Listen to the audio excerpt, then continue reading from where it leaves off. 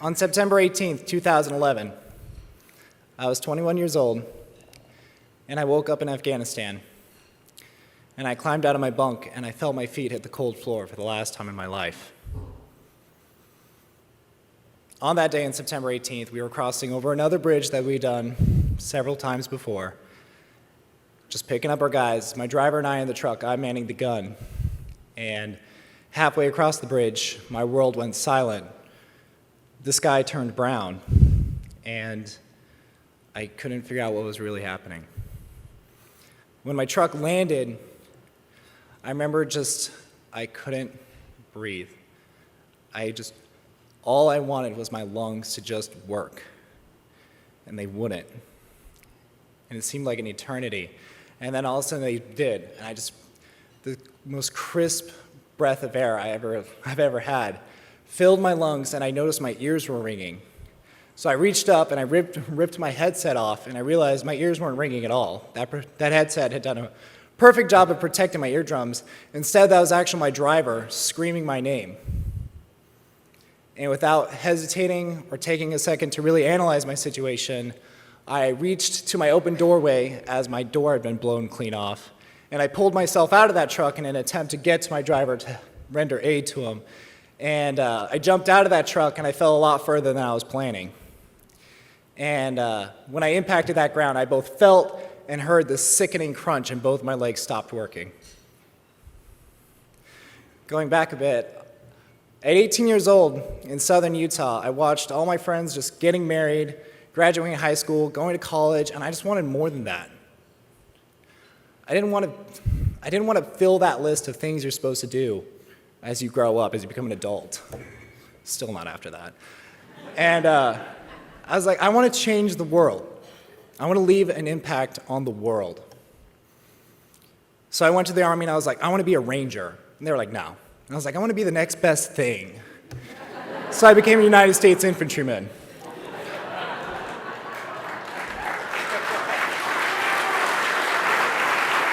And so I show up to Georgia, and the whole time I'm preparing for this process, I would look in the mirror, and I saw this man I was capable of becoming. This man who people could respect. This man who made a difference in the world. And I could not wait to become him. So I shipped off to basic, and it was in basic training I learned about the Combat Infantry Badge and what it represents.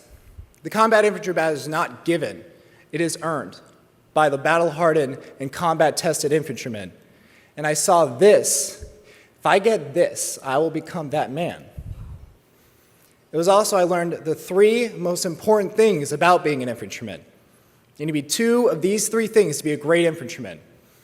One, you need to be fearless. Two, you also need to be a master of your arms, because without it, you are nothing. And three, you need to look good naked. If you can be two of these three, you're set. And very early on, I was like, I can be all three. I'm going to be all three.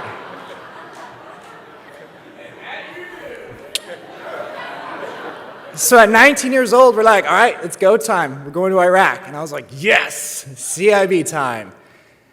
Yeah, no. I was deployed in 2008, so it was a lot of, where's the LT's gun and where's your Clear Eye Pro? We didn't face contact once, which leadership was very grateful, but I was like, I need to earn my CIB. That Combat Infantry Badge. I need to earn that. That is how I'm going to become this man. So as soon as I got back to Fort Riley, Kansas, I immediately re-enlisted to get to Grafenwoehr, Germany, because I knew they were shipping out to Afghanistan, and that's where the fight was going to be.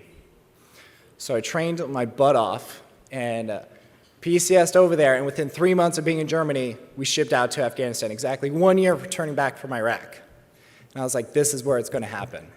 I was a leader. And so the antes were really upped, because no longer did I need to make that right call in that combat scenario to get myself home, but I needed to get my men home too. And it was really looking like Iraq all over again until that day on September 18th. That explosion, the energy had come through the hole of my truck and stopped when it hit my heels, and both my heels exploded inside of my feet.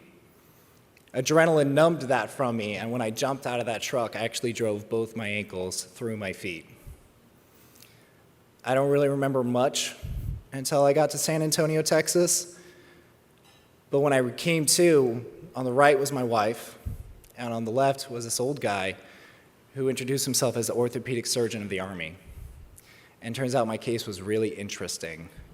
And I tell you, you guys are in the medical field. You know the two worst things your doctor can tell you is uh-oh and interesting. If you have to pick one, pick uh-oh. Do not be interesting. And they told me about the IDEO, this ex-orthotic being developed there in San Antonio. And it was making it so guys who were never supposed to walk again were actually going back overseas. At the same time of telling me about this, they handed me my effects that they shipped back over with me, and there was this box. And I opened it, and inside was my combat infantry badge. It was the most hollow victory of my life. I felt nothing. I didn't earn this. I just happened to be at the wrong place at the wrong time. I felt no different. And I saw this ex-orthotic as a way to get back overseas, to get back to my men, get back to the fight, and truly earn that combat infantry badge. I didn't want to be given it. I wanted to earn it.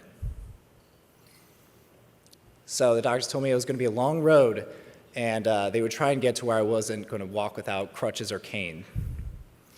And when the orthopedic surgeon of the Army tells you that, it's not a gimmick, it's not a bluff. And I just collapsed right there. I couldn't believe it. 21 years old, I was never going to run again.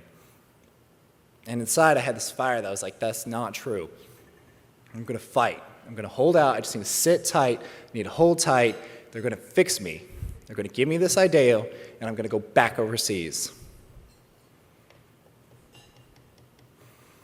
2 years later, 24 surgeries later, I was no closer to that.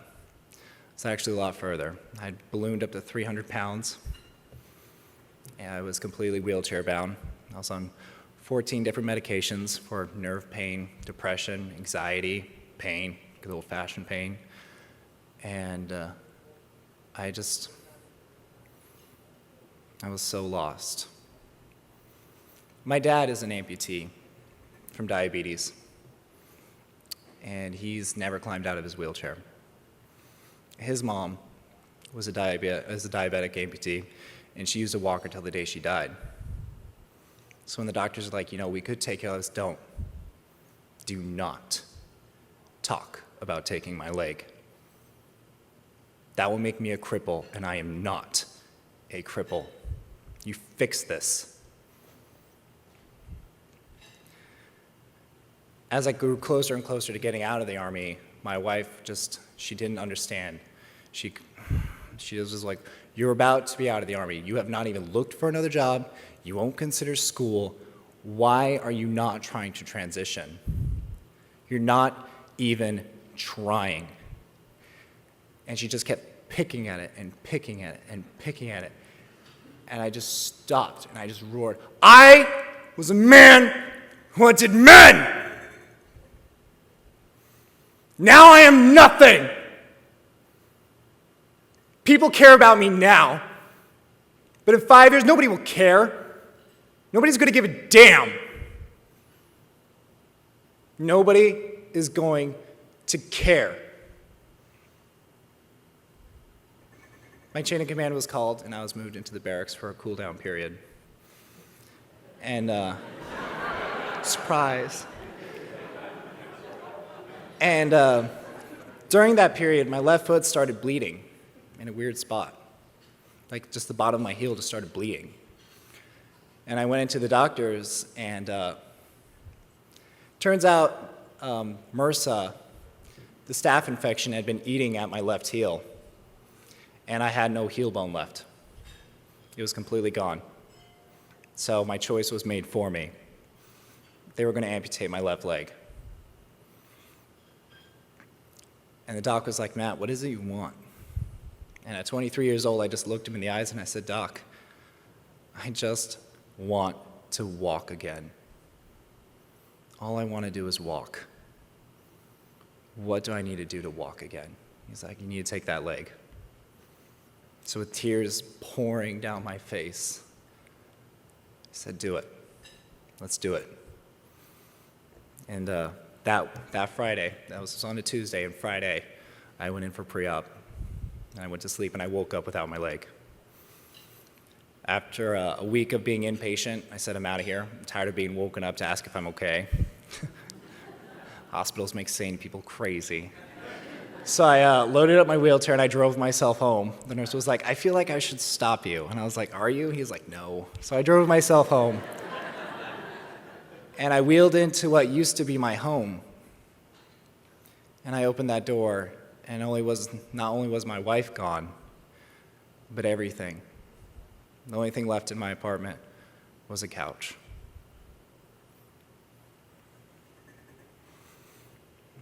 So I set my DD-214, my honorable discharge, on the floor, and I climbed out of my wheelchair onto that couch, and I cried myself to sleep. It was all gone. I was crippled, and everything was gone. Well, the doctor wasn't lying. I was able to walk again. I was fitted for a prosthesis, but I was just so overweight. It hurt so bad. So bad. I was like, this is it. This is all I'll ever be. I get to pick 3 hours of the day I get to walk, because that's what amputees do. And our head recreational therapist approached me at the CFI, and she was like, hey, you're from Utah, right? It's like, yeah. She's like, you want to go snowboarding? And I got so pissed off. I was like, are you kidding me? Can you not see I'm missing my leg? She was like, no, seriously, there's this organization, they're going to teach you how to snowboard, missing your leg. I was like, that's called a saucer sled. No, thank you. And she was like, no, I'm serious. And some of you will call it God. Some of you will call you destiny. I call it the Texas heat. But I said, yes. I said, yeah, I'll go. Why not? And I got on a plane, and I flew to Breckenridge, Colorado, and I couldn't believe it. Like, she wasn't kidding. There were people missing way more than legs, snowboarding and skiing, and I was like, wow. And I got fitted, I got on a board, got on that mountain, and I was really just in my comfort zone. I was just kind of going back and forth, let's call it leafing down the mountain. And the instructor was like, wow, that's really good. Would you like to come back and kind of hang out with us tonight?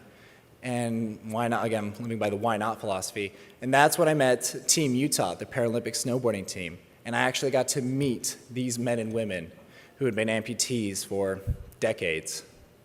And they were going forth and representing our country. And that day, everything changed. That was the day. That next morning, I climbed out of my bed, put my leg on, and I snowboarded so hard, my leg was bleeding at the end of it. And I just took some 100-mile-an-hour tape, taped that thing closed, and I just went right back at it.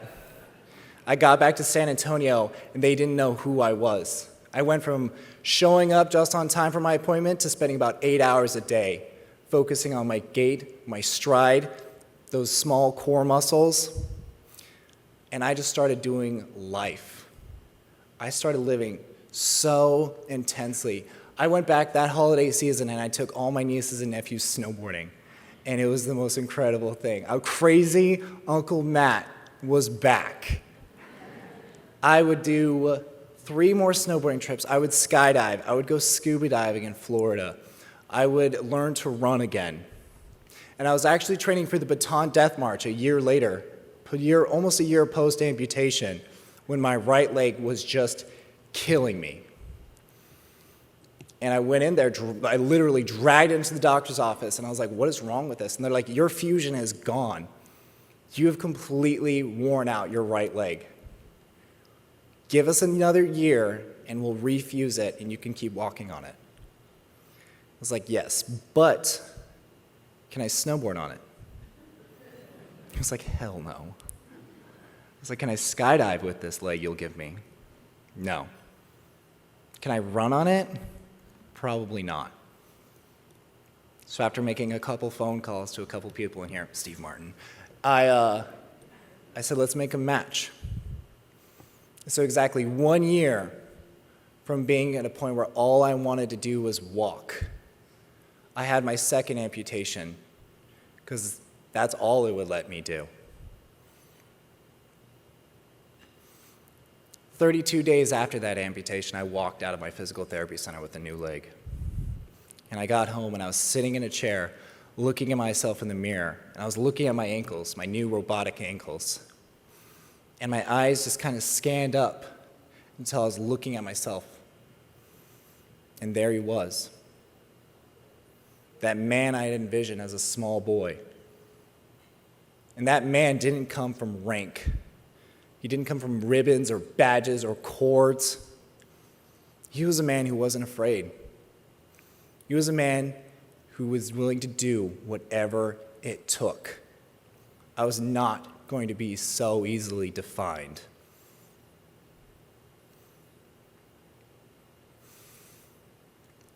What is a seed but a limited potential and possibility? But for that seed to become anything, its shell must crack, its insides spill out, and everything about it changes. And if you didn't understand what growth was, it would look like complete and utter destruction. That IED was that crack.